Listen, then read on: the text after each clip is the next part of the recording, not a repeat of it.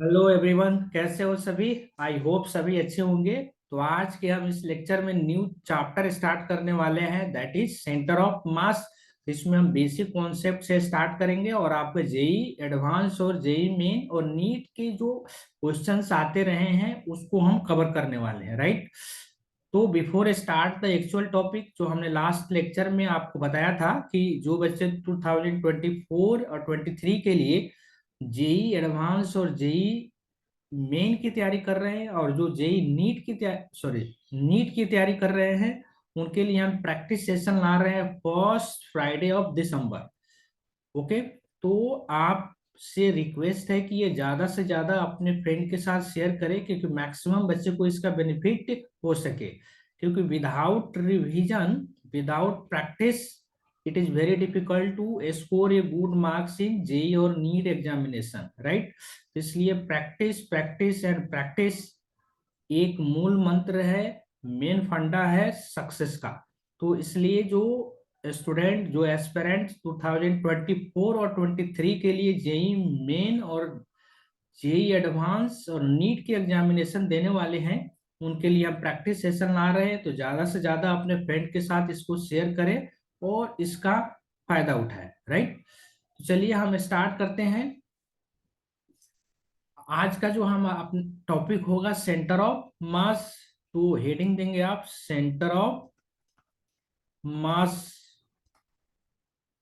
तो इसको short notation में आप क्या लिखेंगे, COM, centre of mass. Okay. तो सेंटर ऑफ मास का फंडा क्या है। सपोज फॉर एग्जांपल हम कोई भी ऑब्जेक्ट ले लेते हैं। सपोज हमने एक एक कॉपी लिया, ठीक है, ये हमारा एक कॉपी है। अब इसको हमको फिक्स, इसको जस्ट हमको होल्ड करके रखना है। तो हम क्या देख रहे हैं, इस कॉपी के 5 पॉइंट्स पे हमने अपने 5 फिंगर से फोर्स लगाया और उसको जस्ट mg को बैलेंस किया, राइट। 5 पॉइंट्स पे हमने 5 फिंगर से फोर्स लगाया और इसके कॉपी का जो mg है उसको हमने बैलेंस किया। अब हम ट्राई करते हैं 5 फिंगर्स को हटाकर अगर किसी एक पॉइंट को अगर कंसिडर करें हम, तो क्या इस कॉपी को बैलेंस किया जा सकता है। जस्ट हम ट्राई करेंगे। ओके, फाइंड करने की कोशिश करेंगे क्या कोई ऐसा पॉइंट है जिसे 5 फिंगर्स को हटाकर अगर मैं एक ही फिंगर्स पे इसको आराम से मैं होल्ड कर सकूं। तो ऐसा मैं कर पा रहा हूं। इसका मतलब ये है कि 5 अलग अलग पॉइंट्स पे फोर्स न लगाकर हम किसी एक पॉइंट पे फोर्स लगाए, तभी इसके मोशंस को हम कंट्रोल कर सकते हैं, स्टडी कर सकते हैं, राइट। तो ये जो सिंगल पॉइंट है जहां पे हम एज्यूम कर सकते हैं कि इस मटेरियल का, इस कॉपी का सारा मास कंसंट्रेटेड है, ये मटेरियल का सारा मास कंसंट्रेटेड है, तो इसी को हम बोलेंगे सेंटर ऑफ मास। क्या बोलेंगे हम, सेंटर ऑफ मास। तो सेंटर ऑफ मास का सिंपल डेफिनेशन क्या देंगे आप, कि एक ऐसा पॉइंट, एक ऐसा लोकेशन जहां पे बॉडी का होल जो मास है हम एज्यूम कर सकते हैं कि कंसंट्रेटेड है। क्या है, कंसंट्रेटेड है। तो दैट पॉइंट और that location is called centre of mass. तो आप सिंपल लैंग्वेज में टेक्निकली कैसे डिफाइन करेंगे सेंटर ऑफ मास को, ए पॉइंट और location where whole mass of body, where whole mass of a body or system of particles, system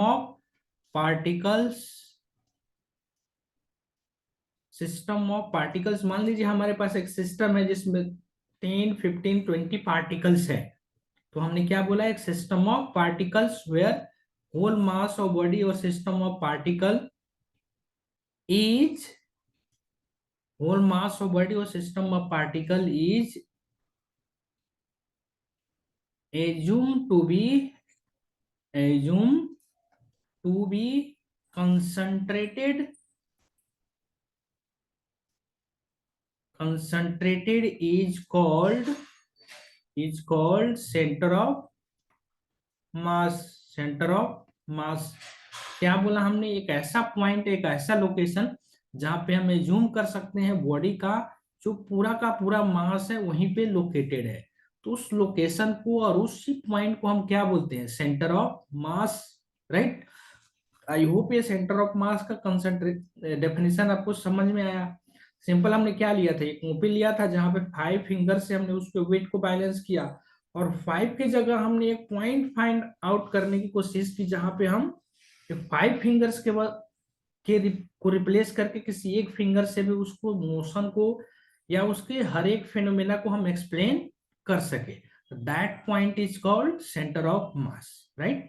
तो I hope ये basic definition आपको सेंटर ऑफ मास का समझ में आया। अब तो question here is how to find centre of mass, whether it is discrete object और कंटिन्यूअस ऑब्जेक्ट। अगर डिस्क्रीट ऑब्जेक्ट हो या कंटिन्यूअस ऑब्जेक्ट हो तो इस केसेस में हम सेंटर ऑफ मास कैसे फाइंड आउट करेंगे। तो सबसे पहले हम यहाँ पे स्टडी करने वाले हैं how to find centre of mass of a discrete object.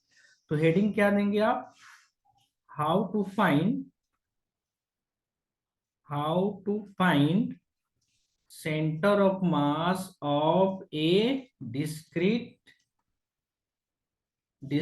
Object. तो डिस्क्रीट ऑब्जेक्ट का सेंटर ऑफ मास आप कैसे निकालेंगे। तो सबसे पहले what is the concept of discrete object.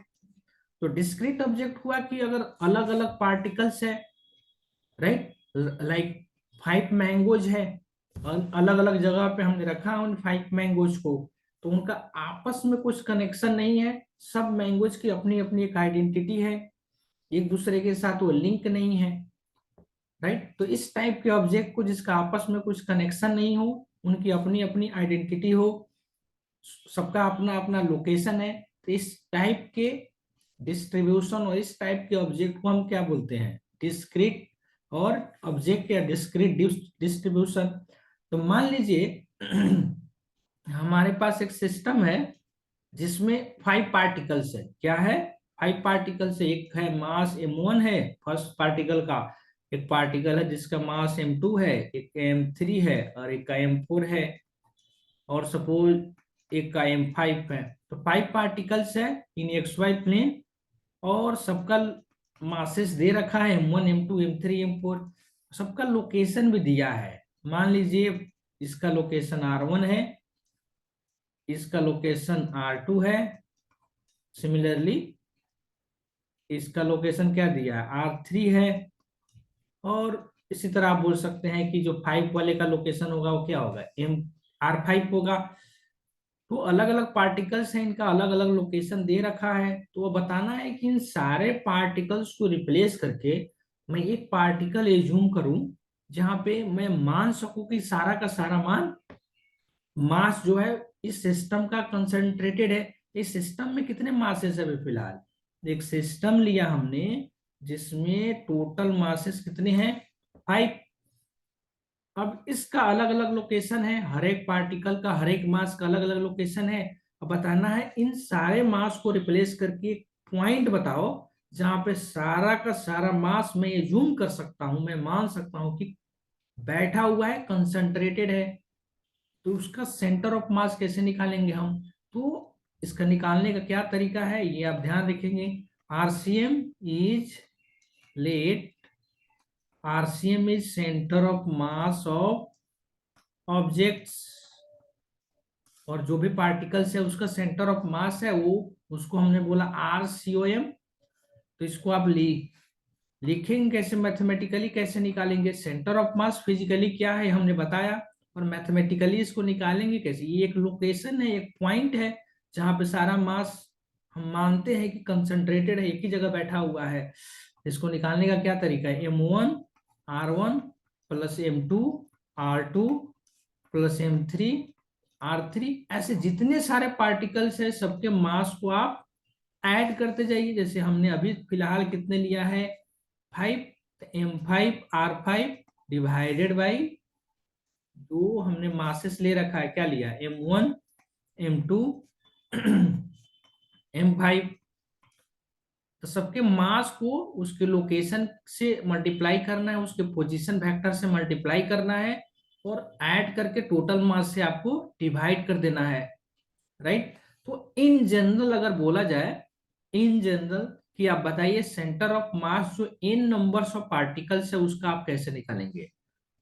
ये डिस्क्रीट पार्टिकल की हम बात कर रहे हैं, किसकी बात कर रहे हैं यहाँ पे ध्यान देंगे आप, डिस्क्रीट पार्टिकल की। तो centre of mass of in numbers of, in numbers of discrete particle, in numbers of discrete particles. तो सेम तरीके से आप निकाल सकते हैं आरसीएम, क्या लिखेंगे, M1 R1 M2 R2। और R1 R2 क्या है, उन पार्टिकल्स का पोजीशन वेक्टर है, उन पार्टिकल का पोजीशन वेक्टर है। ऐसे कितने हैं हमारे पास, n, MnRn divided by M1 M2, ऐसे कितने हैं इसमें, n है तो Mn। तो R1 R2 R3 क्या क्या है यहाँ पे, M1 M2 M3 का पोजीशन वेक्टर है, राइट। तो क्या लिखेंगे आप here, R1 vector, R2 vector and Rn vector are position vector, are position vectors of mass M1 M2, ऐसे कितने Mn। इन सारे पार्टिकल्स का पोजीशन वेक्टर है R1 R2 और R3, राइट। अब मैं इसको अगर सिंबॉलिक फॉर्म में लिखूं तो हम क्या यूज करेंगे, एक समेशन साइन, जो आपने ऑलरेडी इसके बारे में पढ़ा होगा 9th क्लास में। तो ये क्या है, summation of MI RI divided by summation of MI। अब ये आई कहां से कहां वेरी करेगा, अगर n नंबर ऑफ पार्टिकल है तो 1 से लेकर n, ये कितने हो जाएंगे, I = 1 से लेकर n। तो जितने नंबर ऑफ पार्टिकल है सबको ऐड करना है, मास को उसके पोजीशन वेक्टर के साथ, और पोजीशन वेक्टर और उसके मास, टोटल नंबर ऑफ मास से हमको डिवाइड करना है। तो उस पार्ट सिस्टम में जितने सारे पार्टिकल्स है उसका सेंटर ऑफ मास हमें निकल जाएगा। ओके। अगर इसी टाइप से अगर पूछे आपसे कि मान लो कि सारे के सारे पार्टिकल एक्स एक्सिस पे ही है, सारे के सारे पार्टिकल वाई पे ही है या जेड पे ही है, उस केस में आप सेंटर ऑफ मास कैसे निकालेंगे। तो अगर केस देखे तो, if all the particles, all the particles are are located along, if all the particles are located along x-axis, all the particles are located along x-axis, तो इस केस में आप सेंटर ऑफ मास कैसे निकालेंगे। तो इस केस में आपको वेक्टर लेने की जरूरत नहीं है। मान लीजिए कि ये हमारा x-axis है, इस ये y-axis है, ये -x, ये -y। तो इस केस में जो सेंटर ऑफ मास है वो आप कैसे निकालेंगे, हर एक अलग अलग पार्टिकल्स का x कोऑर्डिनेट दिया होगा, तो हर एक अलग अलग पार्टिकल का x कोऑर्डिनेट ले लिया। अगर वो x कोऑर्डिनेट निगेटिव है तो आपको निगेटिव लिखना है, निगेटिव को मतलब कोऑर्डिनेट को मास के साथ मल्टीप्लाई करना है। अगर वो पॉजिटिव है तो आपको क्या करना है, पॉजिटिव को कोऑर्डिनेट को, x कोऑर्डिनेट को मास के साथ मल्टीप्लाई करना है। जब वन डायमेंशनल कोई चीजें हो तो हम साइन से भी जो क्वेश्चन है उसको आंसर कर सकते हैं। जैसे एक डायरेक्शन को ओरिजिन के राइट साइड हमने पॉजिटिव ले लिया और ओरिजिन के लेफ्ट साइड निगेटिव ले लिया। एग्जांपल्स करेंगे तो आपको और समझ में आएगा। अभी हमने क्या बोला कि जस्ट अगर एक्स के अलोंग सारे पार्टिकल्स को रखा है तो मास को उसके कोऑर्डिनेट के साथ मल्टीप्लाई कीजिए। अगर कोऑर्डिनेट उसका, जैसे सपोज किसी पार्टिकल को यहाँ पे रखा और इसका कोऑर्डिनेट -3,0 है और मास 2 kg है, तो 2 × -3 करना है। ओके। आई होप ये समझ में आया कि अगर सारे पार्टिकल्स एक्स एक्सिस के अलोंग है तो आप सेंटर ऑफ मास कैसे निकालेंगे। तो इसको सिंबॉलिक फॉर्म में कैसे लिखेंगे, summation of MI XI I = 1 से लेकर n divided by summation of MI = 1 से लेकर n। ओके। सिमिलरली अगर सारे के सारे पार्टिकल्स y में हो तो, similarly if particles are along y and z axis, y और z एक्सिस के along हो तो कैसे निकालेंगे? y coordinate of centre of mass same तरीके से क्या करेंगे? Summation of m i y i equal to 1 से लेकर एन, जितने सारे पार्टिकल है, जैसे मान लीजिए हमारा टोटल नंबर ऑफ पार्टिकल 5 है, तो आई कहां से कहां वेरी करेगा? 1 से लेकर 5। This is summation of m i equal to 1 से लेकर एन। एन नंबर ऑफ पार्टिकल के लिए हमने लिख दिया। सिमिलरली अब क्या करेंगे? Z coordinate of centre of mass, तो summation of m i z i equal to 1 से लेकर एन नंबर अगर पार्टिकल हो तो summation of m i equal to 1 से लेकर एन। तो डिस्क्रीट सिस्टम हो, डिस्क्रीट ऑब्जेक्ट्स हो, तो उस डिस्क्रीट ऑब्जेक्ट्स का जो एक सिस्टम है उसका सेंटर ऑफ मास हम कैसे निकालेंगे, इसके बारे में हमने स्टडी किया, राइट। कैसे निकालेंगे? बेसिक फॉर्मूला आपका यही है, पोजीशन वेक्टर से स्टार्ट करेंगे। अगर x के अलोंग दिया है तो x वाला ले लेंगे, y के अलोंग लिया है तो y वाला ले लेंगे, और z के अलोंग लिया है तो z कोऑर्डिनेट लेकर इसको डिफाइन कर देंगे, राइट। अब इस पे हम कुछ प्रॉब्लम्स ले लेते हैं, फिर आगे इसको कंटिन्यू करेंगे। मान लीजिए एक्स वाई प्लेन में दो पार्टिकल्स है, फिलहाल हम दो ही ले रहे हैं, इन नंबर्स भी हो सकते हैं। एक का पोजीशन वेक्टर दिया है 2i 2,3, एक मास है m1, कितने केजी का ले लेते हैं? 2 kg का। एक मास m2 है, इसका लोकेशन आपको दिया है 5,1। तो बताना है सेंटर ऑफ मास कहाँ पे है, सेंटर ऑफ मास कहाँ पे है। X coordinate of centre of mass भी निकाल सकते हो, y coordinate of centre of mass भी निकाल सकते हैं। दूसरा क्या तरीका है, ये पोजीशन वेक्टर आप डायरेक्टली निकाल लीजिए। सपोज दिस इज ये r1 पोजीशन वेक्टर है और ये r2 पोजीशन वेक्टर है, या अलग अलग आप x कोऑर्डिनेट निकालिए और अलग अलग y कोऑर्डिनेट निकालिए। m2 का मास हम 3 kg ले लेते हैं, बट कंबाइंड तरीके से आप कैसे लिखेंगे? r1 वेक्टर को आप कैसे निकलेंगे? अगर पूछा जाए सेंटर ऑफ मास का लोकेशन बताओ तो आप कैसे निकाले? r1 वेक्टर को कैसे लिखेंगे? आपने पोजीशन वेक्टर लिखना सीखा होगा। जैसे मान लीजिए O है, ये A है, ये B है, r1 मतलब OA, तो इस OA वेक्टर को कैसे लिखेंगे आप? 2i प्लस 3j, जिसको हमने ओरिजिन मान रखा है। r2 वेक्टर, तो r2 मतलब OB, ये कितना हो जाएगा आपका? 5i plus j। तो पोजीशन वेक्टर हमने पार्टिकल्स का ले लिया। अब पूछ रहा है सेंटर ऑफ मास का लोकेशन बताइए आप, सेंटर ऑफ मास का लोकेशन बताइए। तो से r position vector of centre of mass, हमने अभी क्या पढ़ा? m1 r1 plus m2 r2 divided by m1 plus m2। m1 को हमें 2 kg मानना है, तो 2, r2 कितना दिया है?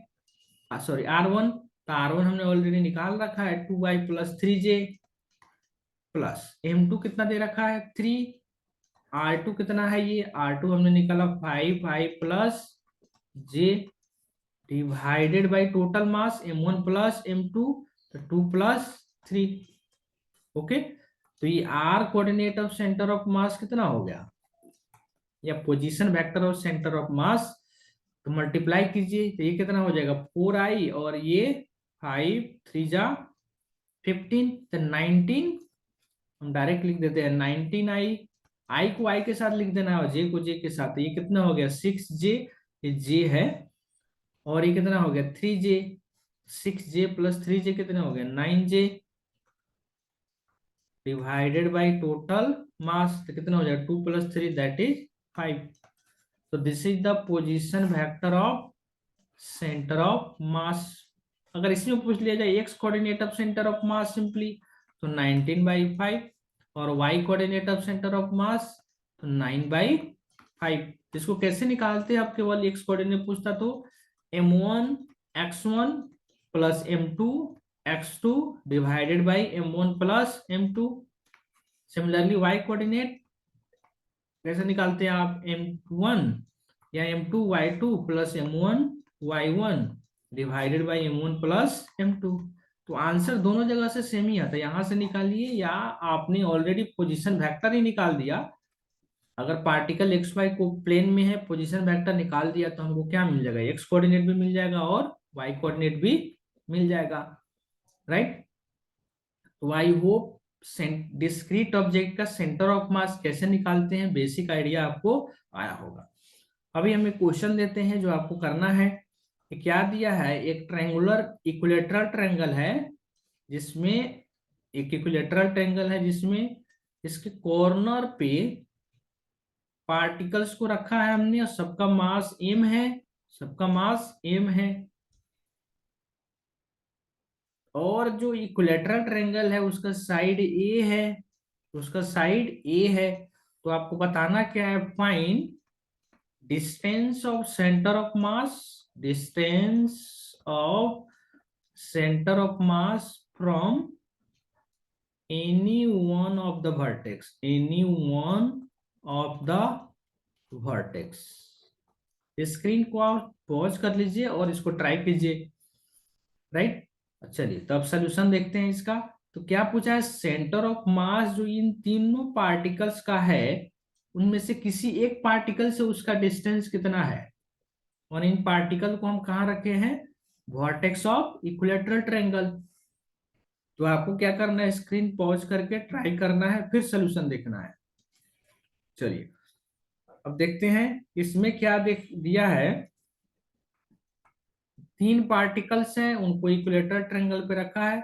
थोड़ा हम अरेंजमेंट कर लेते हैं क्योंकि ऐसा करने से हमारा जो काम है इजी हो जाएगा। ओके, तीन मासेस ले लिया हमने, जो सबका पार्टिकल ले लिया, सबका मास m और m है, सबका साइड a है। तो अगर पूछा जाए, मान लीजिए दिस इज a b और c, तो a का b का लोकेशन तो हमने जी ओरिजिन ही मान लिया क्योंकि उसको ओरिजिन पे ही रखा। c, this is the c का लोकेशन पूछा जाए तो आप क्या बोलेंगे, साइड लेंथ a है, यही है ना, क्वेश्चन में दे रखा है a,0। y कोऑर्डिनेट तो x एक्सिस पे 0 ही होगा, तो c का लोकेशन कितना हो गया, c का कोऑर्डिनेट हो गया a,0, b का कोऑर्डिनेट। अब हमको चाहिए b का कोऑर्डिनेट, ये सॉरी a का कोऑर्डिनेट।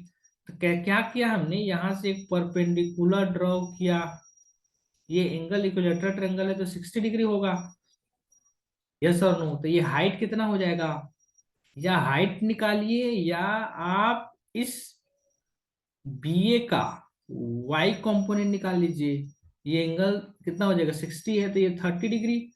तो ये जो y कंपोनेंट है यही तो ये हाइट है, और ये हमको AB दे रखा है, AB कितना है a। तो इस AB का अगर पूछा जाए आपको y को कंपोनेंट, तो क्या लिखेंगे, a cos ऑफ 30 डिग्री और a साइन ऑफ 60 डिग्री, एक ही चीज है।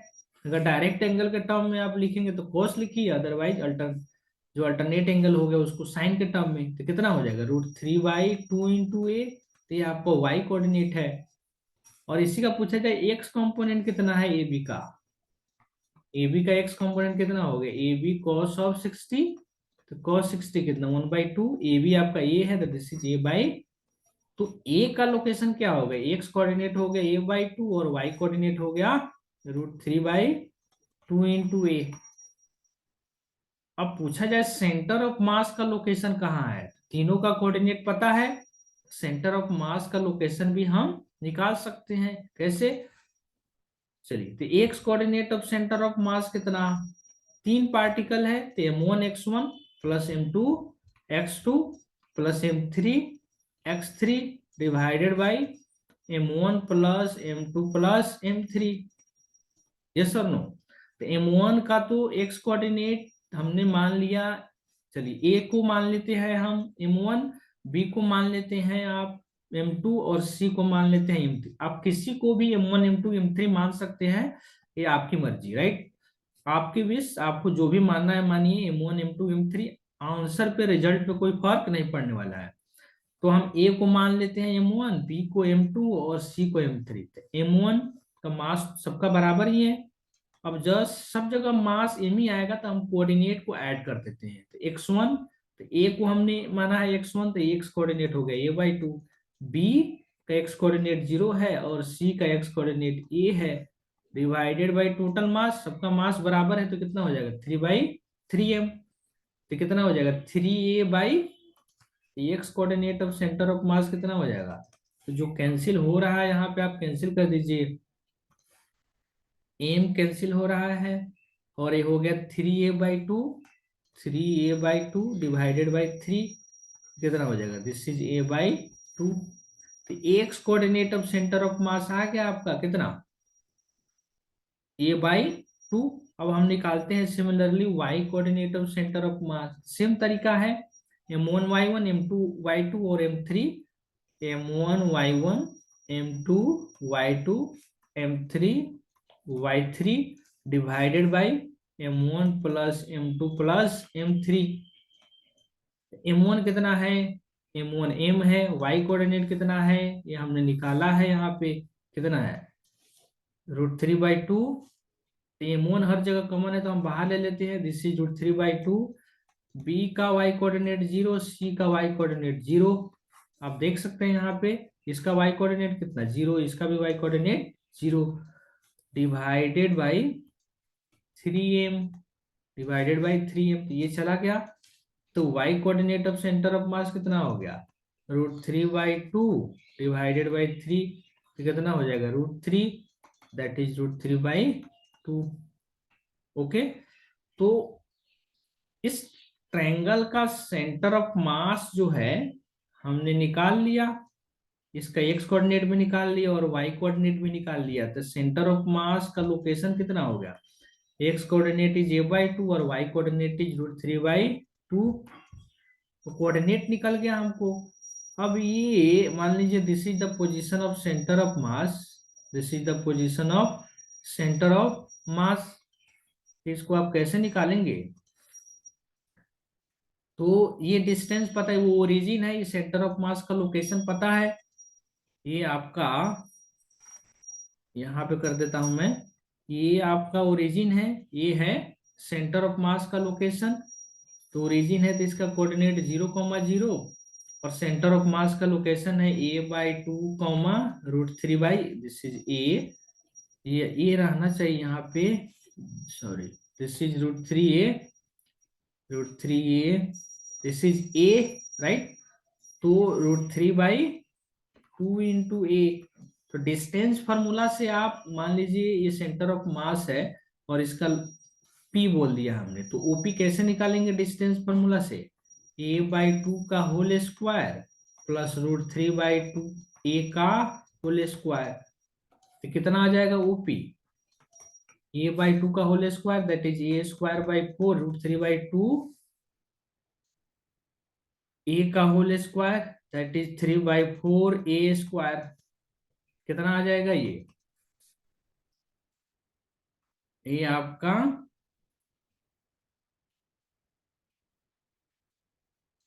So this is a²/4 okay, 4a²/4। चीज यहाँ पे हमने क्या कैलकुलेशन में गलत कर दिया, ये आप ध्यान देंगे, ये जो होगा a/√3 आएगा ना, ये हमने जो किया दिस इज a/√3। ओके,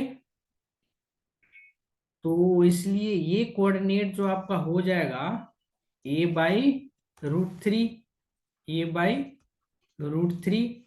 तो सॉरी फॉर दिस, एक्चुअली ध्यान नहीं दिया हमने शुरू में। ये आपका हो जाएगा a/√3, दिस इज a/√3। तो आप क्या करेंगे यहाँ पे, तो सेंटर ऑफ मास का कोऑर्डिनेट कितना हो जाएगा a/2 का होल स्क्वायर प्लस a/√3 का होल स्क्वायर।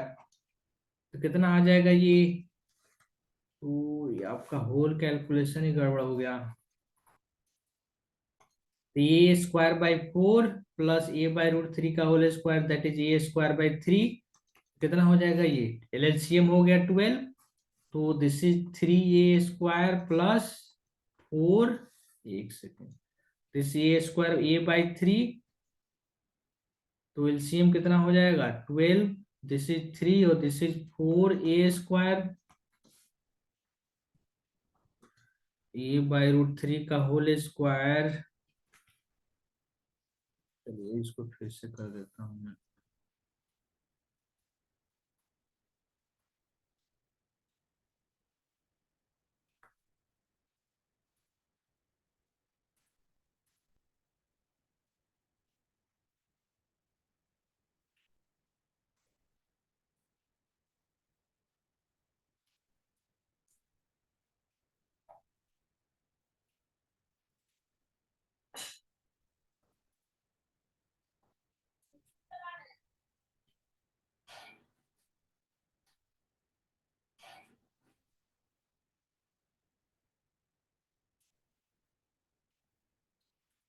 तो y coordinate of centre of mass similarly हम कैसे निकालेंगे, m1y1 m2y2 m3y3 by m1 plus m2 plus m3। Okay, तो हम फ्रेश पेज पे कर देते हैं इसको, ये आपका गलत हो गया।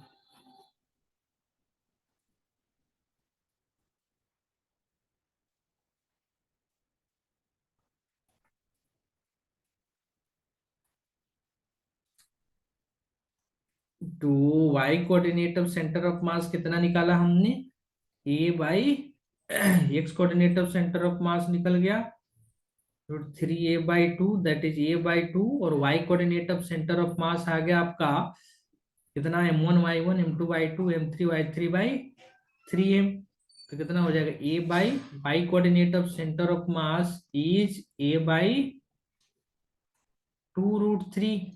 ओके, कितना हो जाएगा ये देख सकते हैं आप यहाँ से, √3a/2 डिवाइडेड बाई 3, ये हो गया आपका √3 दैट इज a/2√3। तो y coordinate of centre of मास पता चल गया। अब सेंटर ऑफ मास का जो लोकेशन है वो हमने निकाल लिया, कितना हो जाएगा, दिस इज a/2 a/2√3।